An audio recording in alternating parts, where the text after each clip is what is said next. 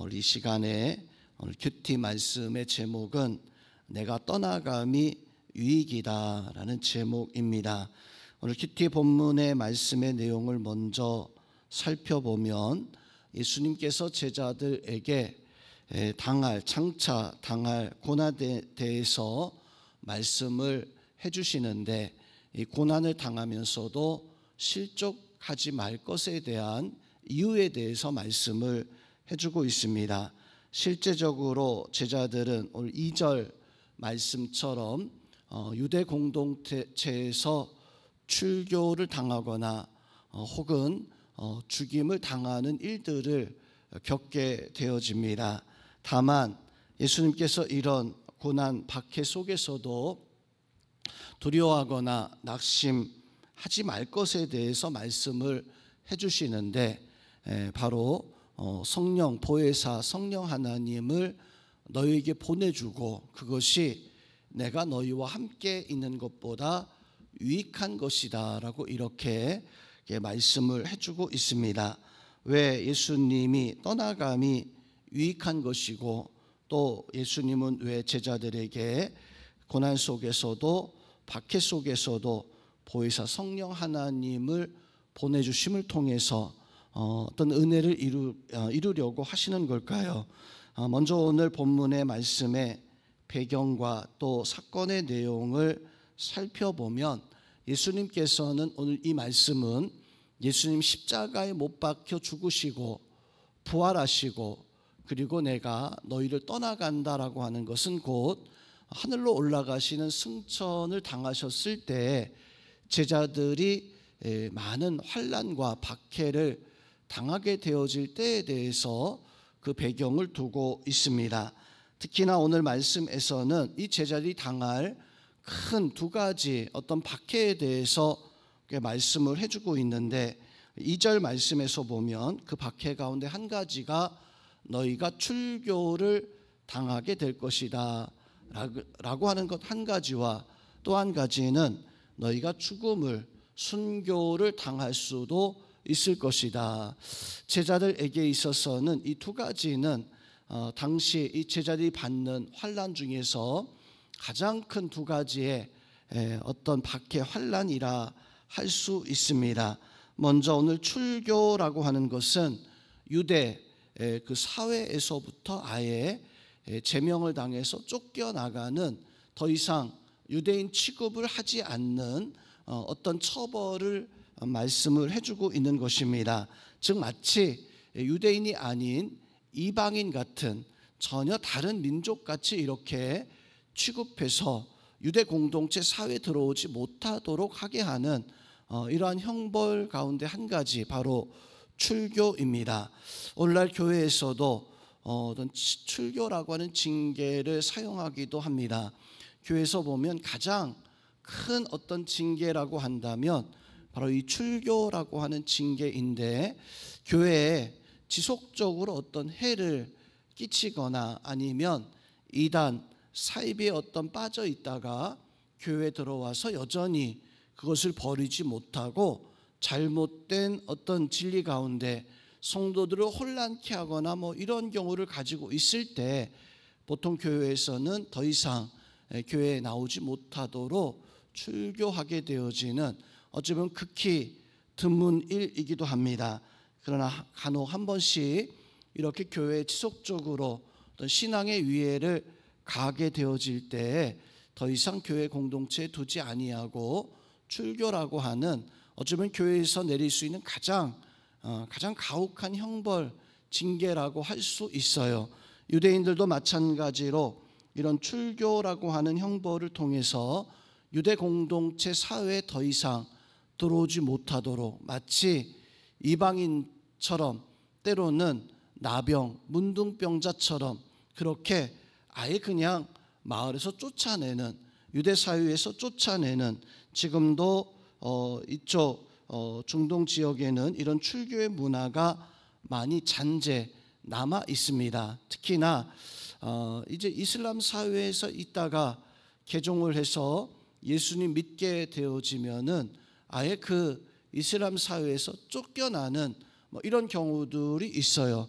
때로는 신분증에 어떤 보이지 않는 어떤 그런 제재로 이 사람은 이제 이슬람의 신앙이 아닌 기독교로 개종했다라고 하는 것을 그것을 표시해 두어서 어떤 사회적으로 어떤 삶 속에서 어떤 큰 어떤 어려움을 주게 되어지는 그러한 일들이 아직도 남아 있다라고 하는 사실을 우리는 알아야 됩니다. 그래서 오늘 예수님께서는 제자들에게 그 출교를 당하게 되어질 수 있다. 예수님 믿는 것 때문에 너희가 예수님의 제자, 예수님을 믿는 신앙 가지고 살아가는 것 때문에 너희가 이러한 일을 당할 수 있다. 어찌 보면 이 제자들에게 있어서는 죽음보다도 더 두려운 일이 바로 이 출교를 당하는 이러한 일이었을 거예요. 바로 또 한 가지는 오늘 2절 말씀에서 보면 제자들이 죽임을 당하게 되어지는데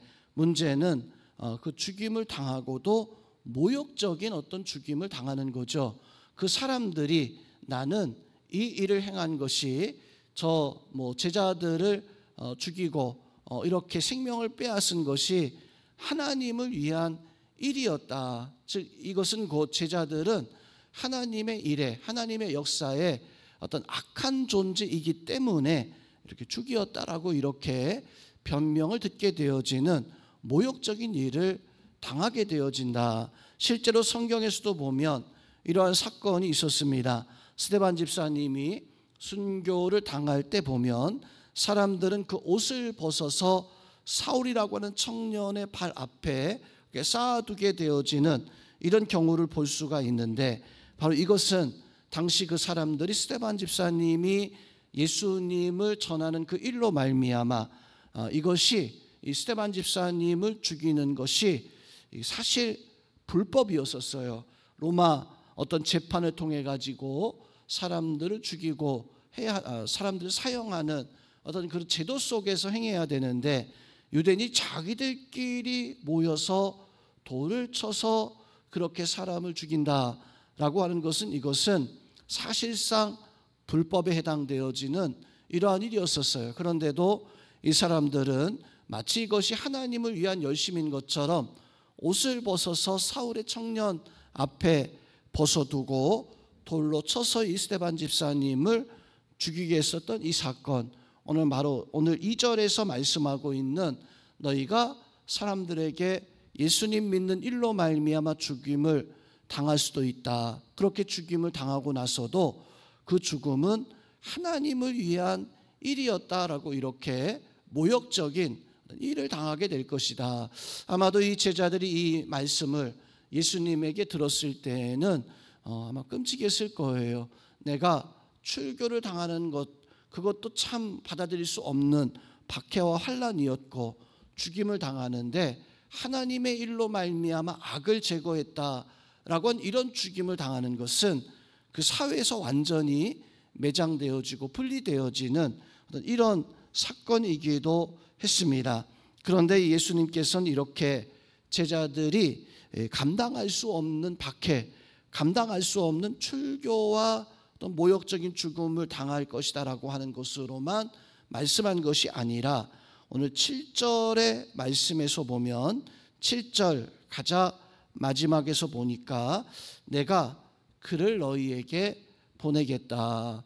예수님께서는 그런 말씀을 듣고 그런 형벌의 말씀을 듣고 제자들이 두려워하고 걱정하고 염려하면서 내가 이 길을 가는 것이 정말로 맞는 일인가?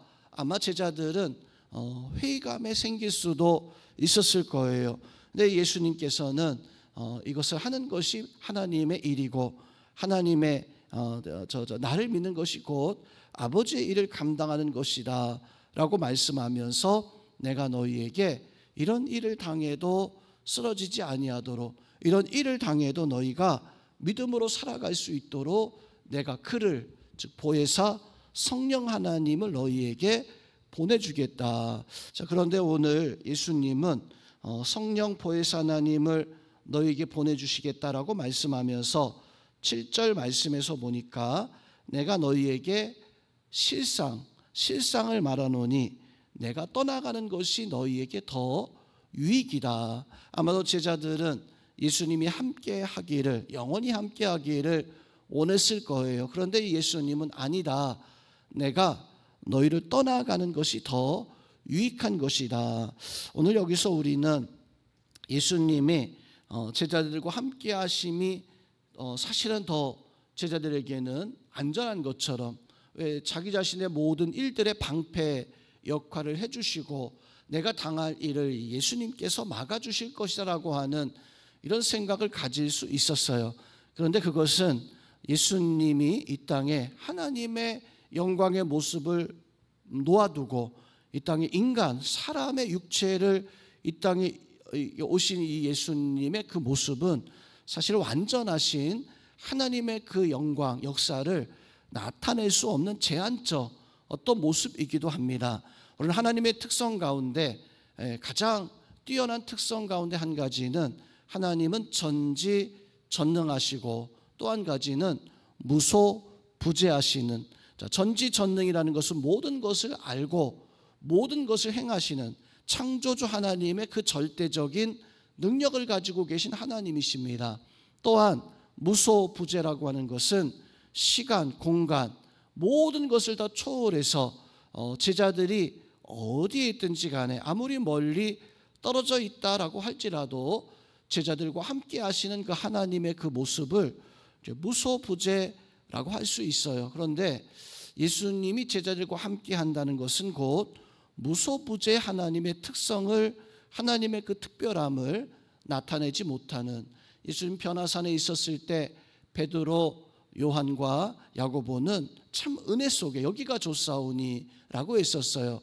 그런데 그 변화산 밑에 있었던 귀신 들린 딸을 데려온 아버지와 그 사람들과 함께 있을 때에는 이 제자들은 아무것도 하지 못하고 그만 그 사람들과 변론하는, 사실상 망신당하고 있었던 거죠. 자, 변화산에서는 여기가 좋사오니라고 말씀하고 있었고 그 산 아래서는 제자들이 예수님 없어서 망신당하고 있었던 그런 모습을 보면 예수님의 함께 하심은 무소부재의 역사를 드러내지 못하는 제한적 어떤 모습이기도 합니다. 더 나아가서 예수님이 무소부재의 그 역사를 드러내지 못한다라고 한다면 또한 전지전능하신 하나님의 능력을 우리가 온전히 경험할 수 없어요. 즉 무소부재, 전지전능은 예수님이 이 땅에 인간으로 계셨을 때에는 나타내지 못하는 어떤 특성이기도 합니다. 그래서 예수님께서는 내가 너희를 떠나가는 것이 유익하고 내가 떠나가는 대신에 바로 그 성령 하나님, 보혜사 성령 하나님은 영적인 존재이시기에 바로 무소부재 하나님의 그 능력도, 전지전능하심의 하나님의 그 능력도 가지고 계시는, 오늘날도 마찬가지입니다.